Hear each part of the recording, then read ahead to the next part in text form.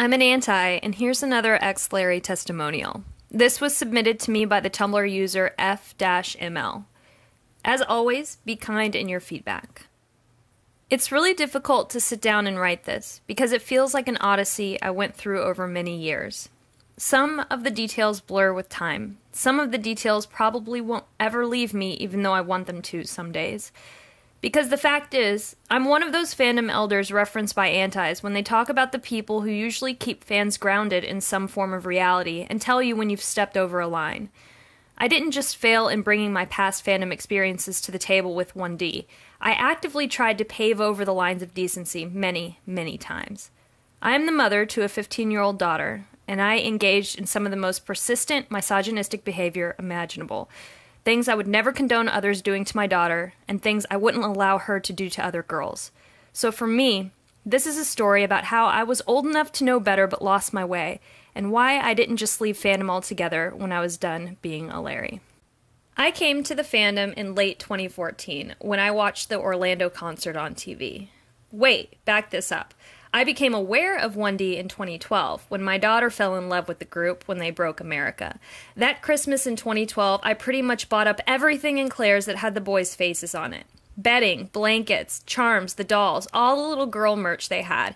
I didn't know any of their names at that time. I only remembered being excited that she'd have her own boy band phase, like I'd had mine back in the New Kids on the Block heyday. I didn't keep up with them as her attention turned elsewhere. I vaguely remember seeing Harry and Taylor on gossip sites, but I only knew Harry's name from that and Niall's name because he was my daughter's favorite. 2 years later, that all changed when I ran across the band while channel surfing. The Orlando concert excited me. I really liked the music. For starters, it wasn't the "that's what makes you beautiful" music rehash. They had a different sound, and they didn't look like a boy band performing.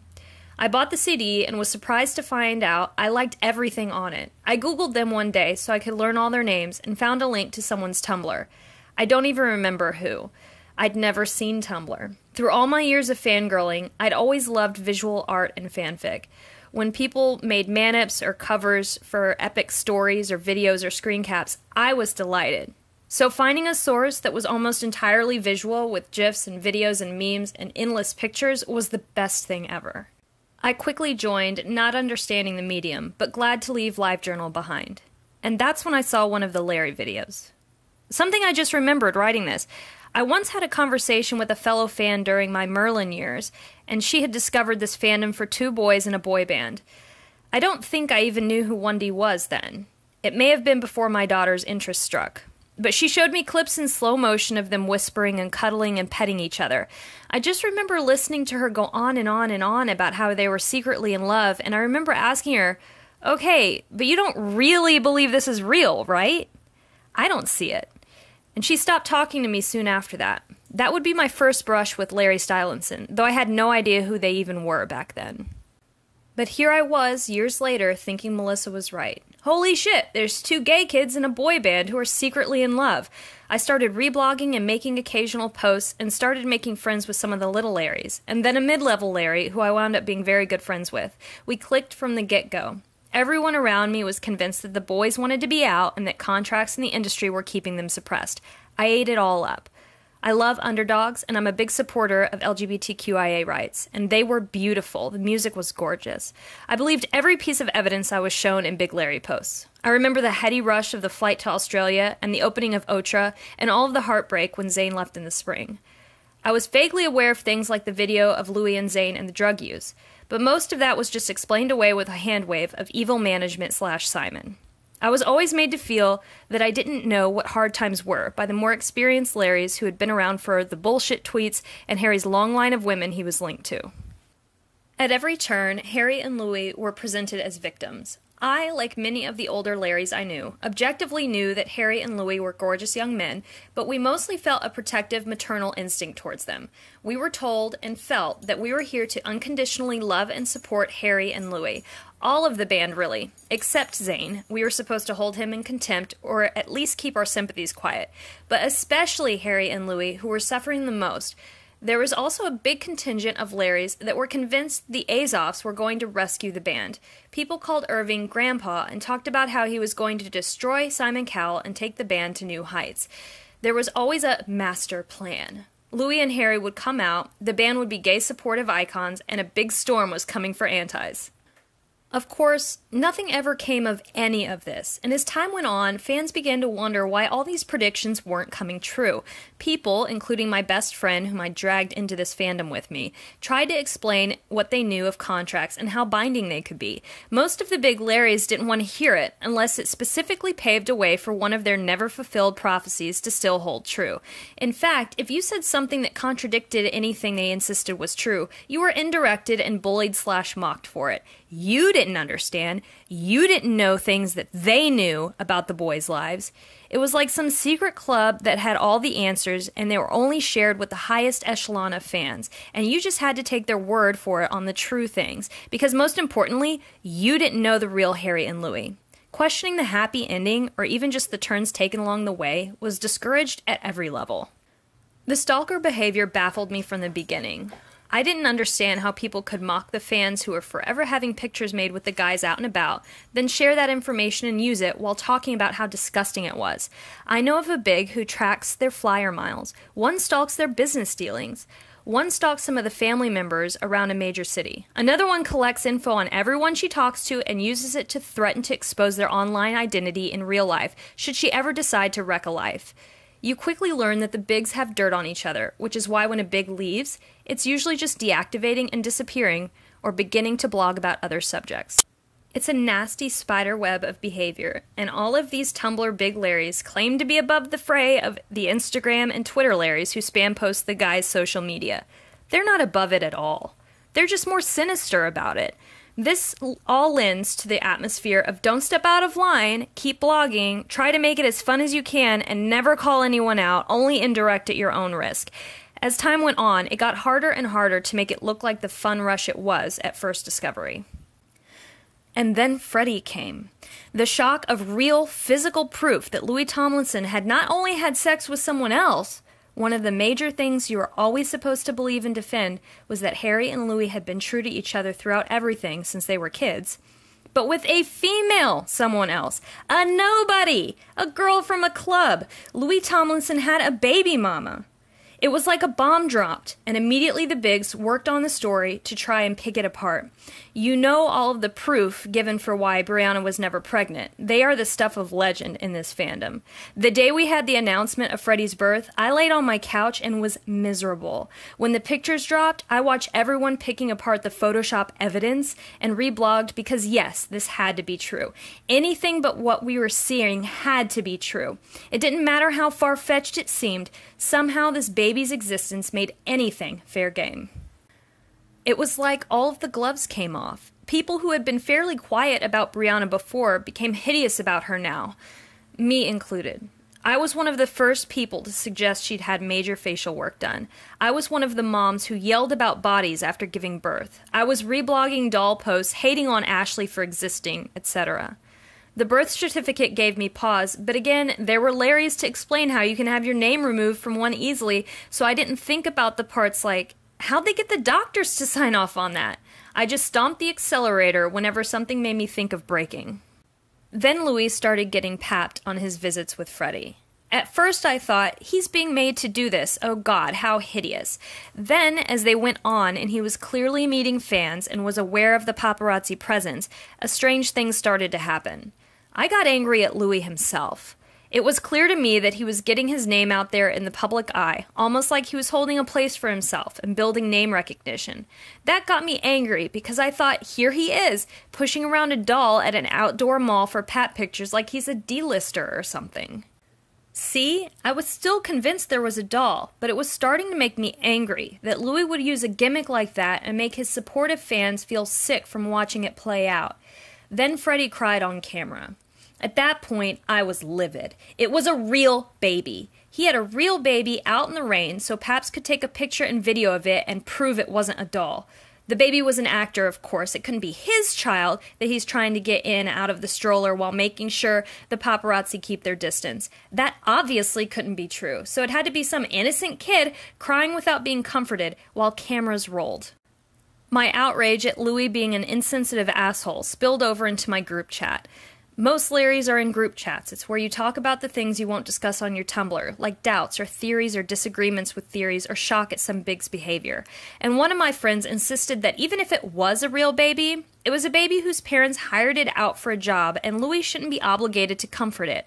I remember being so angry that I shamed that friend and was like, no, that's a shitty thing to say. No baby deserves to cry in the rain when you could reach down and comfort it. That is a hideous thing to say. You are wrong, and that is wrong, and that's the end of it. I was so upset. I remember it being my first indication that I was dealing with some brainwashed people if we couldn't even agree on things like basic human decency towards a helpless infant. It was also the first time I ever contemplated the fact that if what I believed was true as a Larrie, that Louis wasn't really a father.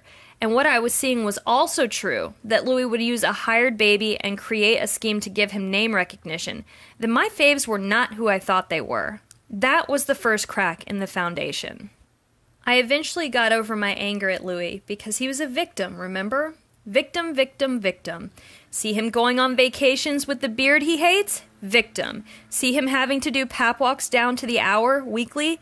Victim. See his misery selfies? Victim.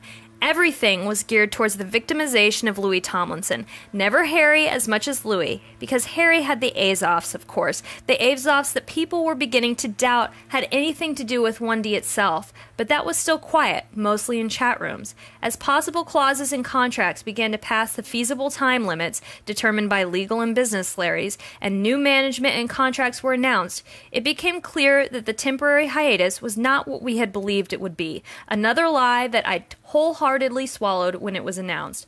It really became clear that the guys were choosing their own teams and getting signed by very enthusiastic labels. And then Jay died. It was the first time I realized that when something is precious and means more than anything to one of the boys, we don't get included on it. Jay's illness and death were such a private matter that I was forced to reevaluate Louis' behavior from the previous year. Those walks may have just been him keeping the eye focused on him so no one would go snooping for a scoop on his mom. They may have been a trade-off with the papers, exclusives of this to keep you from printing the story about my mom dying. How could I ascribe any motives to a boy losing his first and best friend while trying to hide it in the public eye? Jay's death was my Pandora's box, because once I started to think X thing might not be true, then there was no stopping the doubts and questions. I was still desperately trying to hang on to being a Larrie and stay engaged in fandom, but when Steve and Louis released Just Hold On, I grew increasingly frustrated at the fandom for blaming Louis' terrible team for his lack of promo on the record. One, he did promote the song, but also, that was clearly a launch for Steve. His management was doing brilliant promo of it because it was Steve's record, with guest vocals by Louis Tomlinson. I tried pitching that, pointing out the links between Steve's label and Psycho/Simon. No one was having it. The majority of Larries were content to bash Louis' team. That was the new game in town. Blame the new team.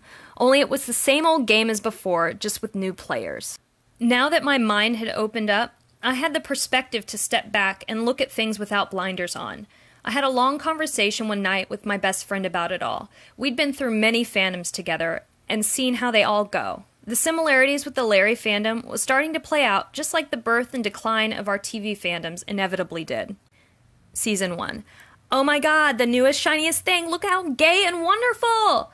So much behind-the-scenes fan engagement to build a loyal base. The actors get it. Big gay love story sell. They love their love and our love. Season 2.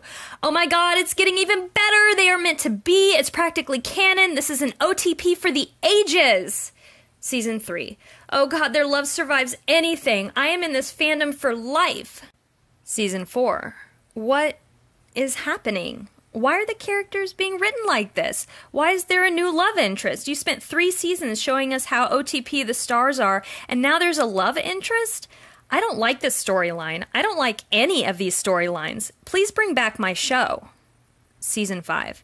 I hate the powers that be. They are ruining everything. They hate us right back. They hate it because we refuse to be silenced about the OTP. We want it back. Give us our show back. Season 6.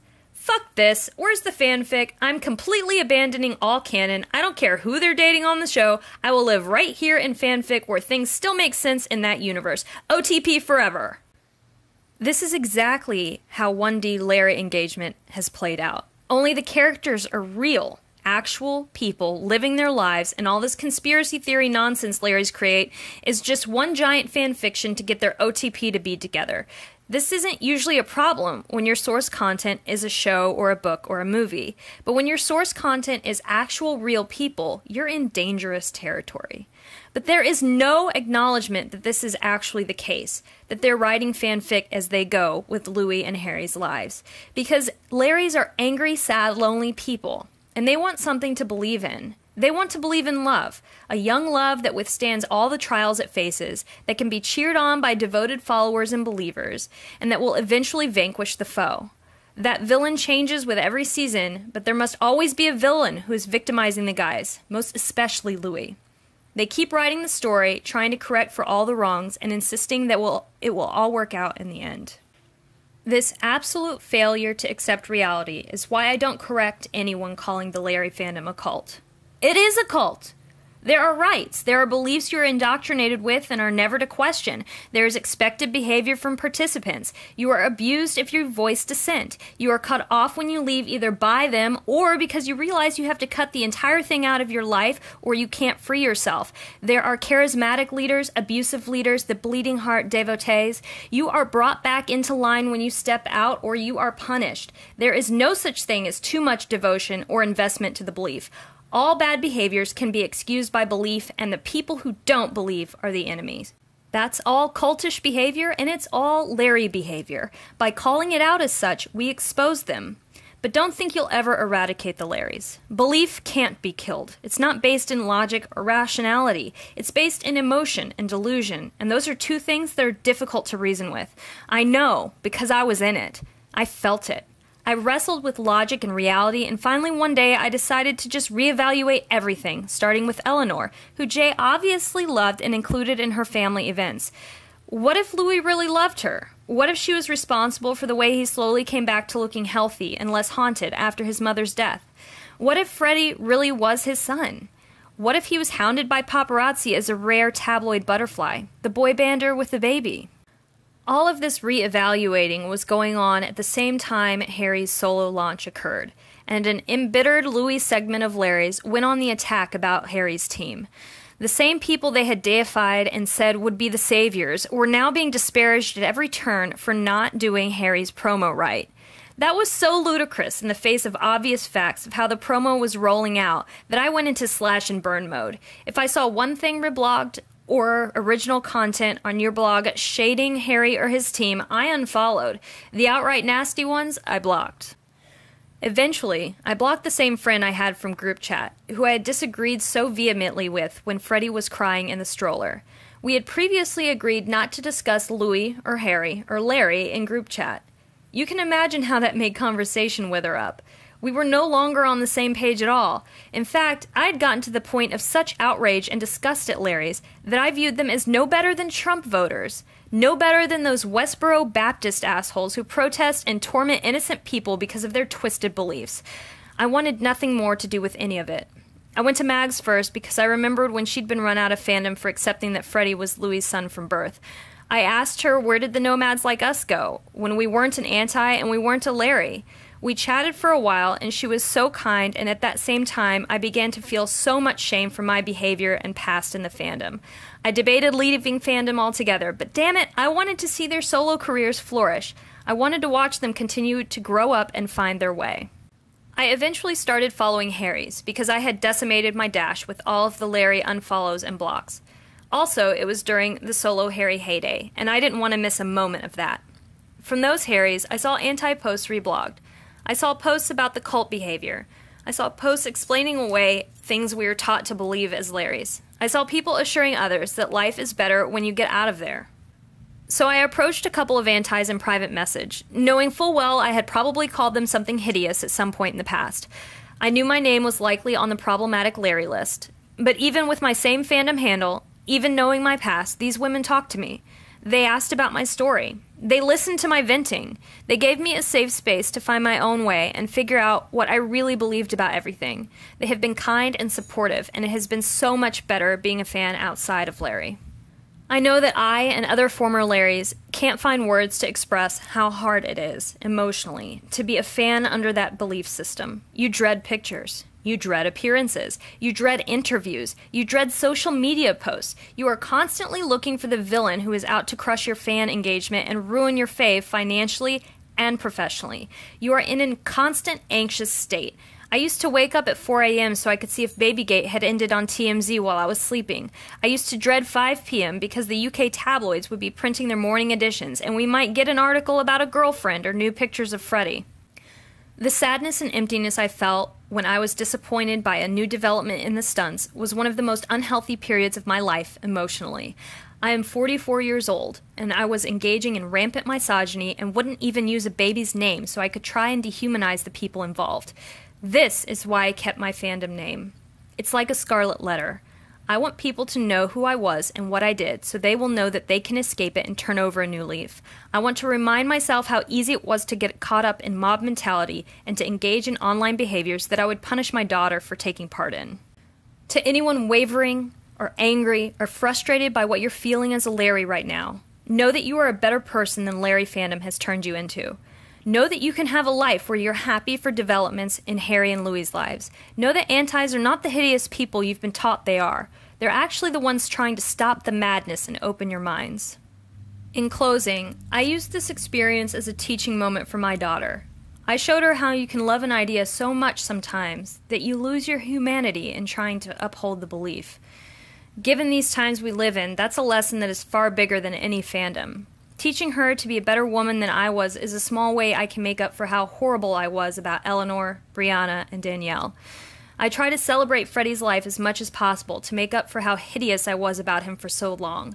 And I hope by writing this up, I can help someone else get the courage to make the break. Reach out to someone. Ask questions. Let yourself move through the stages of grief to acceptance, and when possible, make amends. If you're miserable, there's only one thing keeping you there, and that's yourself.